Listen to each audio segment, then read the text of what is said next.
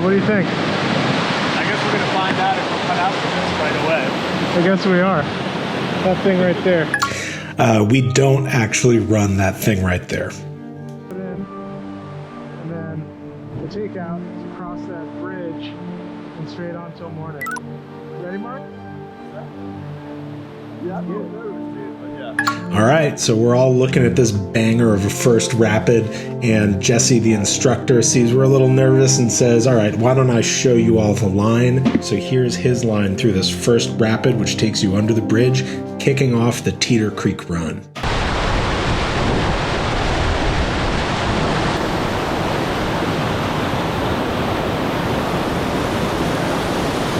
Now I'm just learning how much I can zoom in using my editing software, so I'm going to use that, maybe overuse it in this video. Let me know if it's annoying, but I think it's cool that we can get such a range of vision with the GoPro.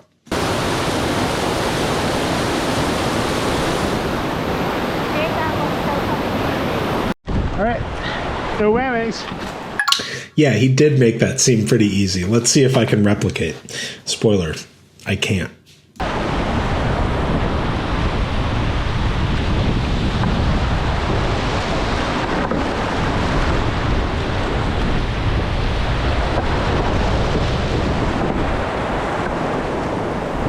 Remember, when you're scouting a longer rapid like this, you want to identify landmarks to help you navigate your way down.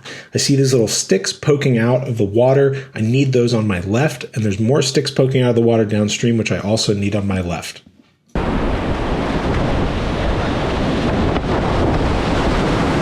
Losing speed while you're creeking or river running can be a problem. You want speed and momentum in order to control where your boat is on the river, so a good peel out and getting back up to speed here is crucial.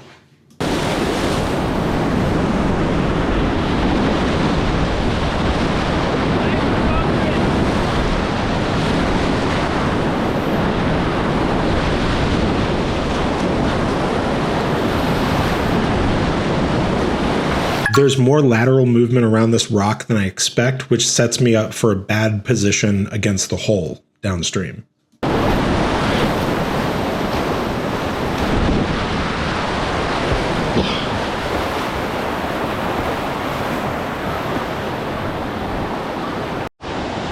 All right, before my next lap, let's get a third-person view from the bridge of Adam running this, and also test how much zoom you can tolerate as an audience.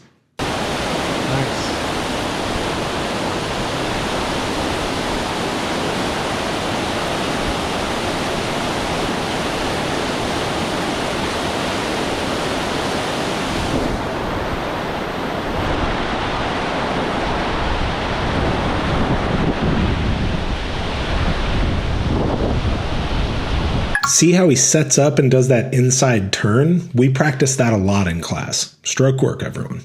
Beautiful. That reset allowed him to navigate river right to avoid the hole.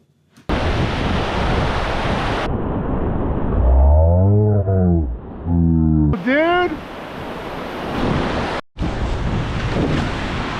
All right, here's my second run of this first rapid. Let me know what I did differently. See if you can spot it. Was it better?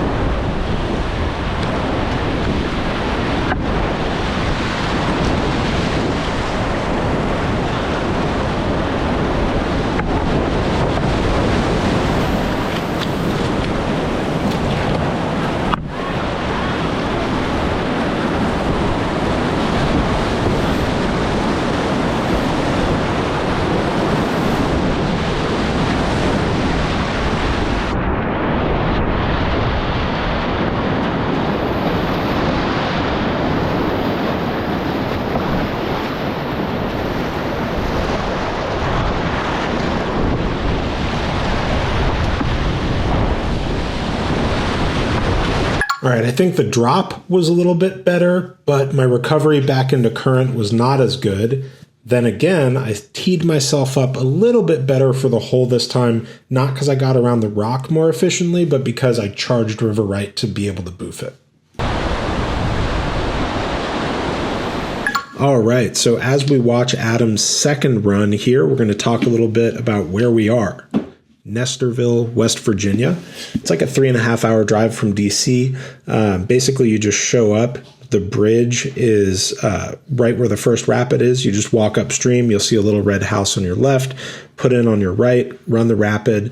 Once you get under that bridge, it's 2 miles downstream, full of action-packed stuff. Scout for wood. This is a creek. We had to chase rain to get here. Teter Creek flows into the mighty Tygart River, which was very, very high, unrunnable for people like me, and honestly probably for most kayakers, something like 11 feet. And if that gauge is really kicking, it probably means we had some rain, so it's worth checking to see if you can run Teter Creek or not. We're learning to creek, so we do a lot of scouting and stuff. I've tried to keep this video punchy by removing a lot of that, but I'll still give you a sense. And this was a really special, awesome run that I did with Calleva's Creeking Lite class. Big thanks to the instructors, Jesse, Rachel, Mike, for such a good time.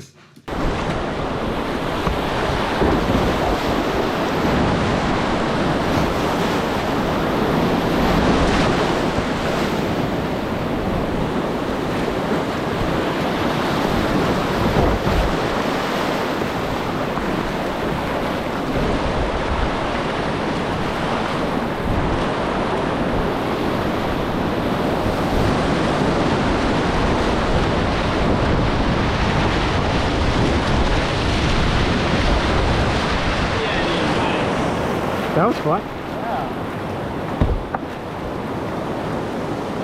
Eddie. Yeah. So watch out for Lefty that. sweep. Lefty sweep, and yeah, if you have to do a full spin or a backstroke. Okay. Here we go. Got a lot. Okay, I run this correctly generally, but I'm trying to keep speed by not getting eddied out, and I don't take that lefty sweep stroke that's going to negate the eddy I get caught in.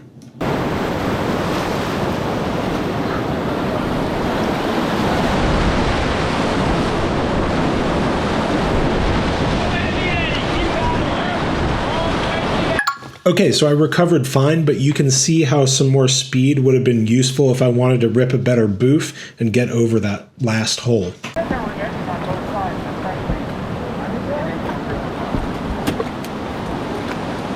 Nice. Little bushwhacking never hurt anyone. That's not true, actually. A lot of people get hurt bushwhacking. Okay, I'm looking for a rock with a strainer just to the left of it. I want to go right around that rock and then not let the hole flip me, and then make a right-hand turn through the outflow of the rapid. If I flip while I'm making that turn, I could float into a strainer or otherwise have a bad time. So that's the beta I'm working with.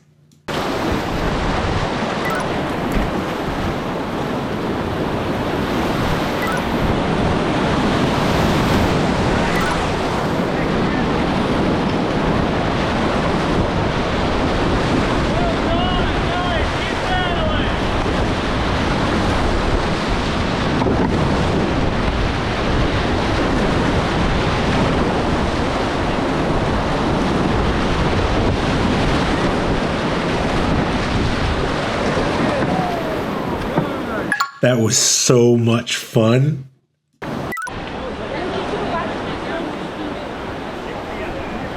right, so it's left to right, get through the hole, then get left again to avoid the undercut and the cave, and then out through the end of the rapid. Simple as that. Looks a lot bigger from the shore, actually, than it does in real life, which is weird.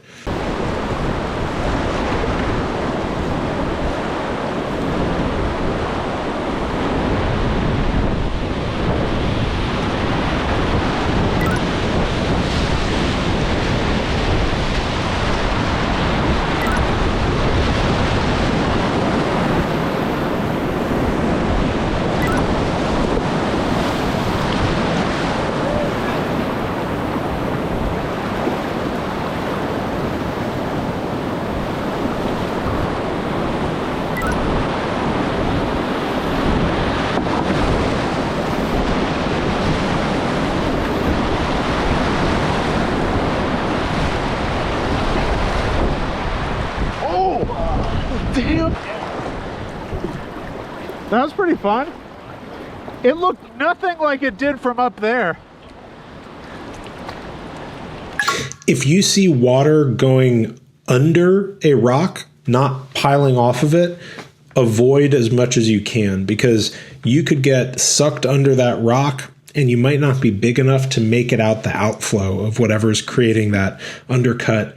What I'm looking at now is the outflow of the undercut/cave that I was avoiding in the last rapid by getting over to the left after the hole.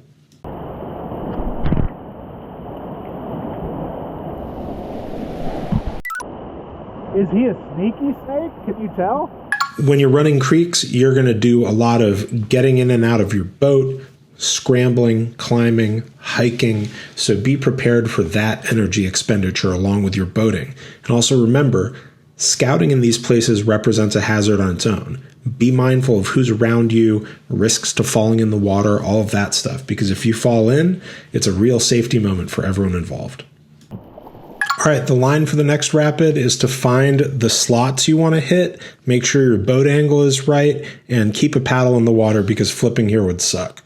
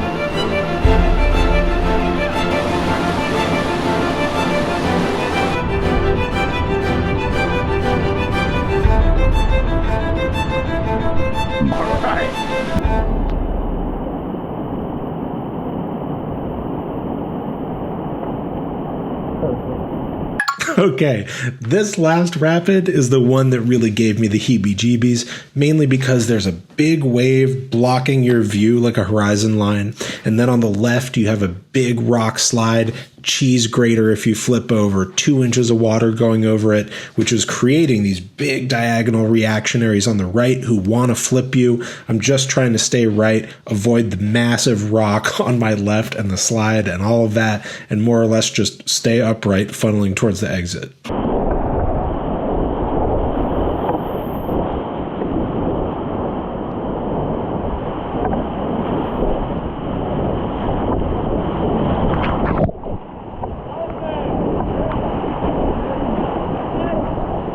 Here, I got it. You hear a little adrenaline in my voice. That was kind of a scary rapid, but we got through it just fine. You know, I didn't like how I went through that hole, sort of subbed out at the end. But the reason I'm a little panicked, I'm like, oh, which eddy, is because the rapid coming up after this, called Suck Pop, is a pretty technical one with some injury potential, and we actually are planning to walk it. So I just really don't want to float into that next rapid without having looked at it.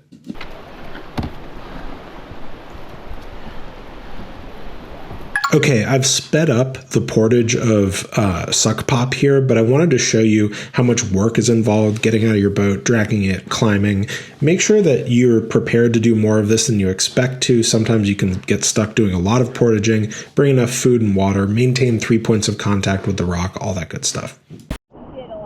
So are you cutting right to left or middle? I'm going to do right to left. So like where Mike is, basically I'm going to head straight for him. Yeah, great. I can do To that. end up at that kind of wave on the left side. Okay.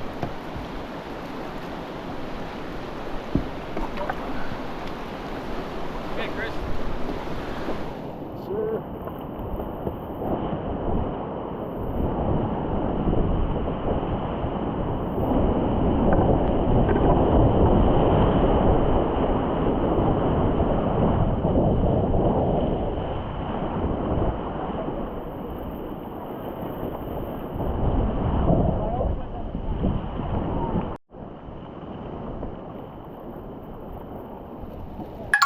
Looking back, I'm really glad I didn't screw up this paddle toss.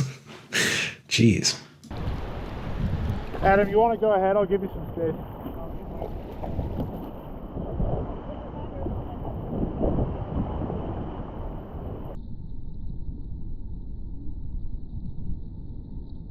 Woo!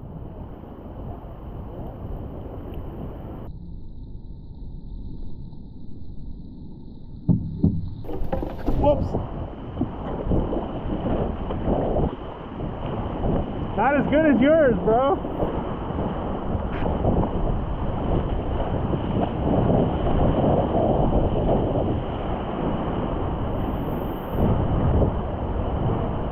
Coming up, I hear a whistle, and what that means is eddy out and look how you can be useful in terms of safety, which oftentimes just means setting upstream safety and making sure that nothing goes down the rapid where the thing is occurring. Try and give people space before this thing.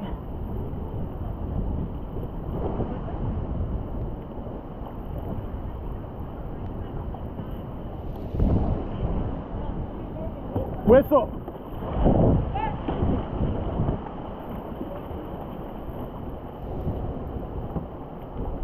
So everything is resolved and we're going to head down this last rapid. Note that I get pretty blinded by some splash at the end. It gets behind my contact, and so I have to ask people, where do I go, so I don't accidentally run the Tygart at 11 feet.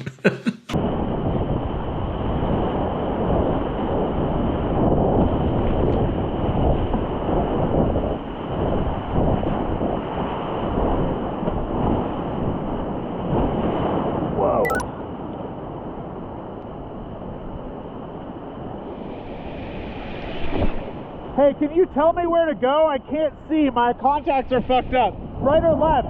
Right or left?